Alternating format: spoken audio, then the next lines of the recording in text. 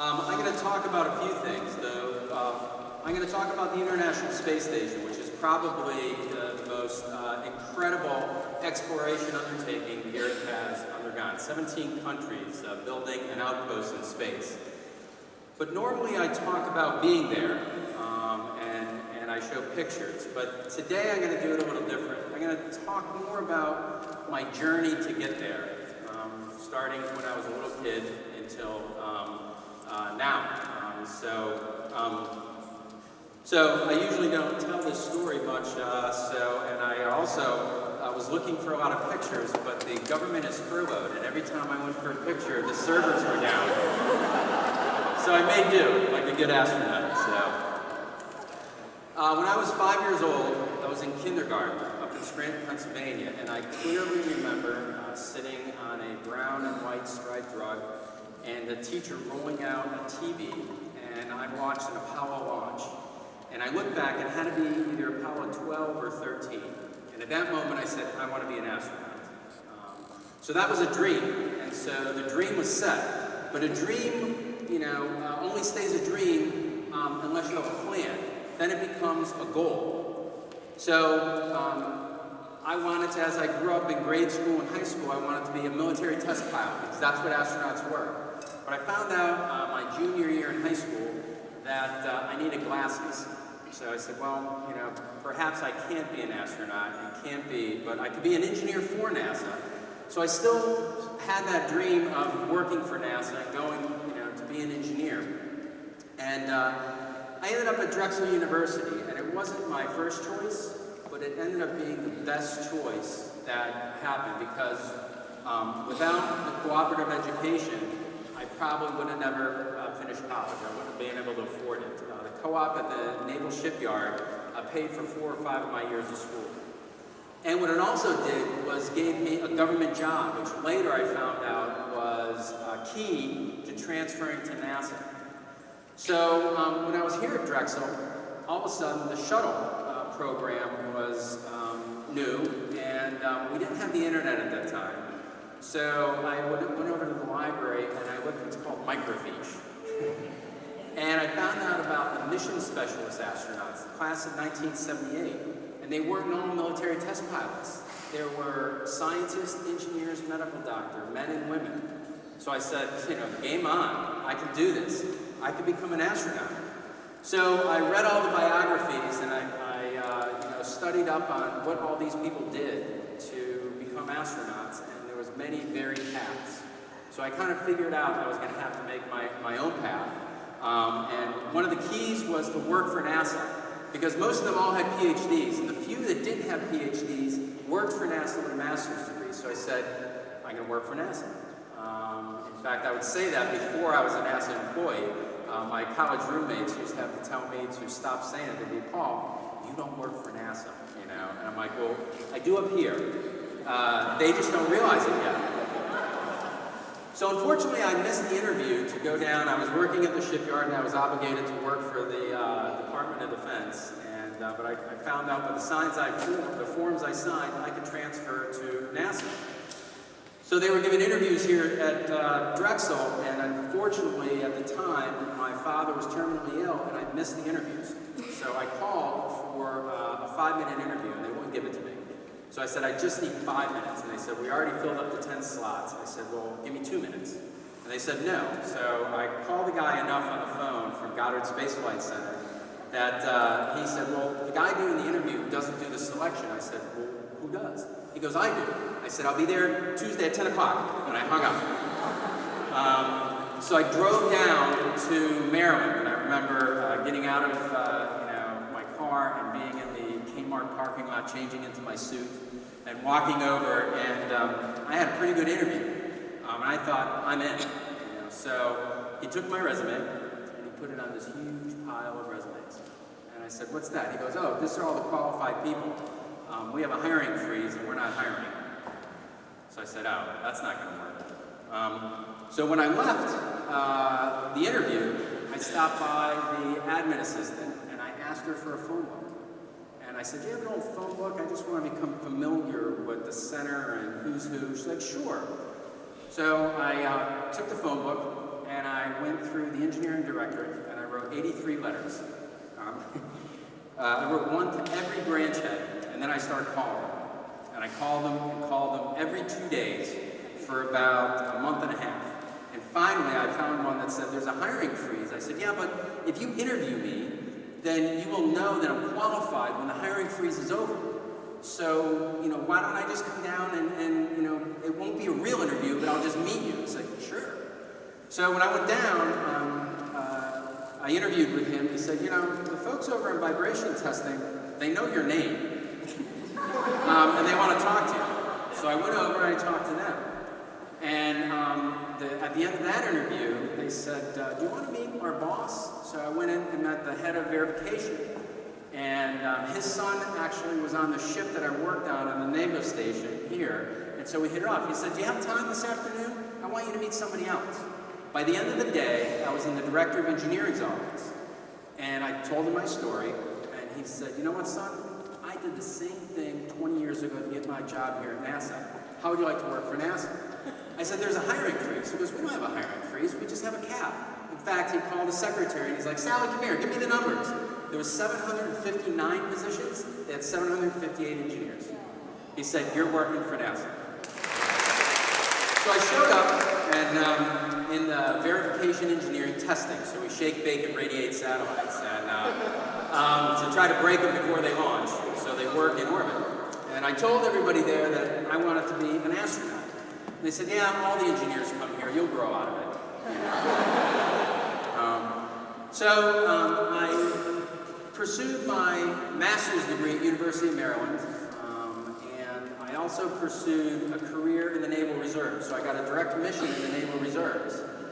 And that helped me because, again, I was an engineer in the reserves and I was supposed to go to certain detachments.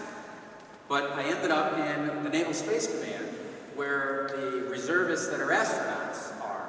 So my commanding officer and my executive officer were both astronauts, so I got to know them through reserves. And I worked the International Space, or the Space Station Freedom, but that had gotten canceled. So I worked my way to the Hubble Space Telescope. And so the Hubble had just launched, and there was an anomaly with the mirror with it in 1990.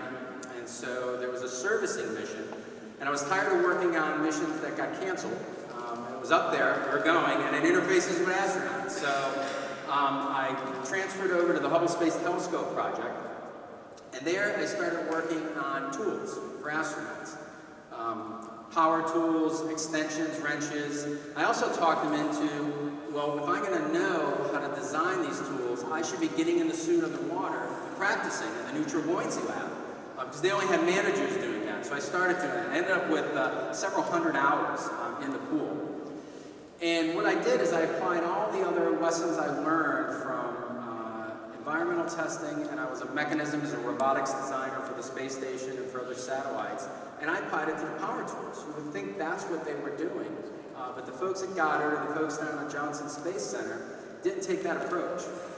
And the Hubble Space Telescope first servicing mission soon brought on huge importance because now there was a national focus on it. If we couldn't service the Hubble and do 5 spacewalks back to back, there's no way we could build a space station. So all the eyes were on us. And what I did is I didn't have time to invent a lot of things from scratch. So I kind of devised this plan called, instead of spin-offs that NASA has, I did spin-ins. I went around the country and looked for, I went to trade shows, I went to tool companies, I read magazines, and I tried to find all the best tools. I even found a hip replacement bolt that a surgeon in Chicago invented, and I used that. And I put my heart and soul into being the best tool designer that there is. So I ended up, there was the power ratchet tool, which wasn't designed right the first time. And it was a big electronics box with a battery, computer controlled, and a big wrench.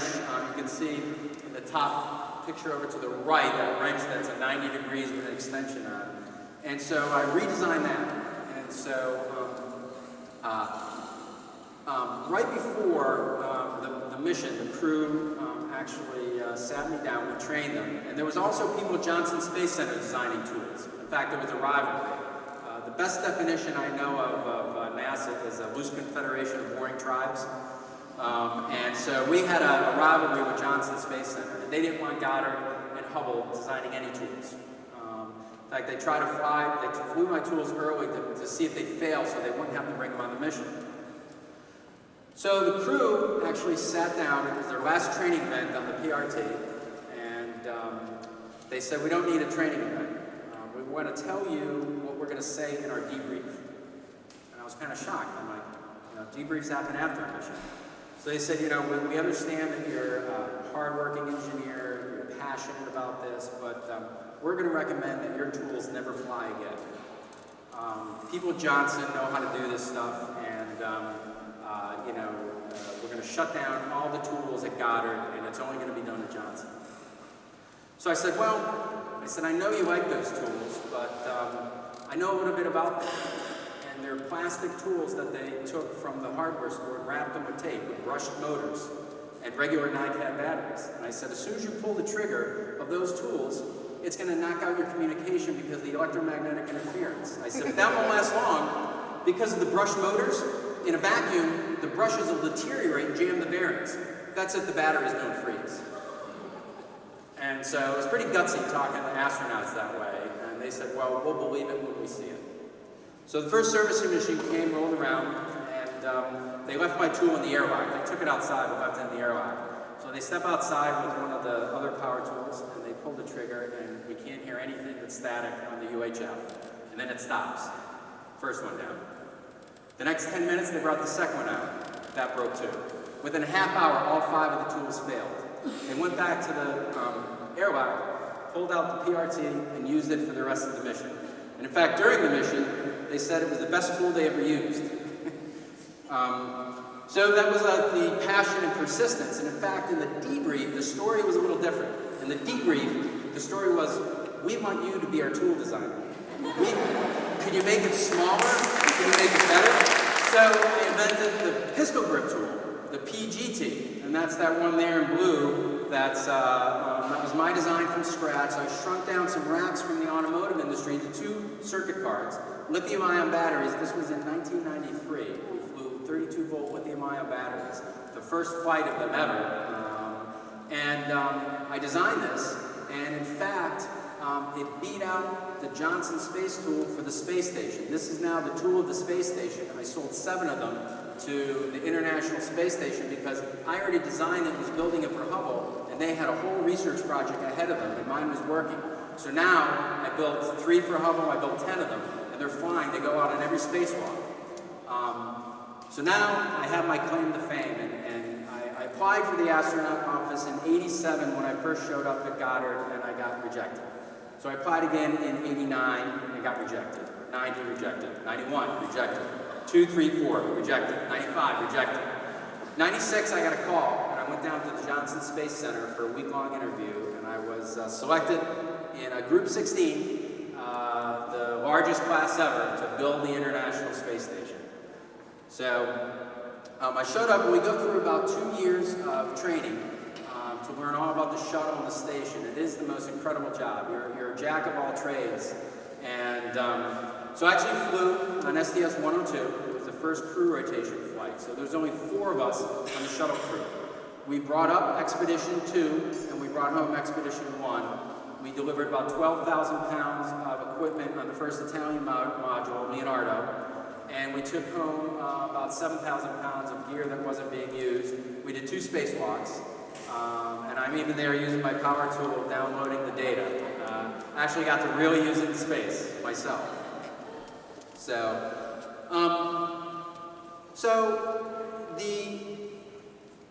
what makes a space program, an exploration? I was there. I was inspired by Apollo, okay? And then I was able to live out my dream on the International Space Station.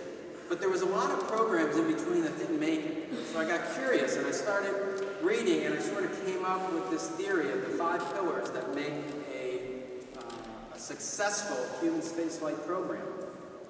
And that's a political necessity. Then the president has to get behind it in a national policy. You've got to have adequate funding. You've got to have the engineers and the scientists to pull it off. more engineers than scientists, probably. And you had to have competent managers and management to pull all those things together and execute it, balancing cost, risk, and technology. So Mercury, Gemini, Apollo, Sputnik, competition with the Soviet Union. We had that political necessity. National policy, President Kennedy was behind it. Adequate funding, we were 4% of the budget. Now we're less than 0.8% of the budget. Technical talent, we had the engineers and the scientists and the technicians, the Max Fagets, the Werner von Braun's to pull it off. Competent management, we had James Webb, we had James Gilruth, we had the managers that could pull this all together, okay? So after Apollo, there was Skylab. In fact, the last 3 Apollos, after we beat the Russians to the moon, the last 3 missions were canceled. And those rockets are at the space centers. If you go to Florida, Marshall Space Flight Center in Johnson, you can see the Saturn V. They're real rockets. They never made it to take folks to the moon because it was canceled. So they did have Skylab, our first space station. That eventually fell out of the sky, and that was canceled. Now, the Space Shuttle program was part of a space station. And it was a space station. The shuttle was just a way to get back and forth to go there. And so what happened was that they said, well, just give me half of it. And so the shuttle just became a vehicle with nowhere to go. So we turned it into a way to deploy satellites, to service satellites, to do science experiments. But that's not what its real job was. And until this International Space Station, it finally came into what it was really done. And it's a beautiful vehicle to do that.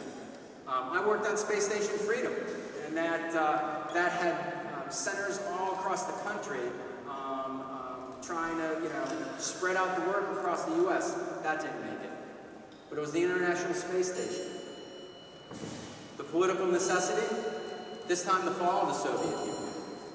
The cooperation with the Russians was the key political necessity.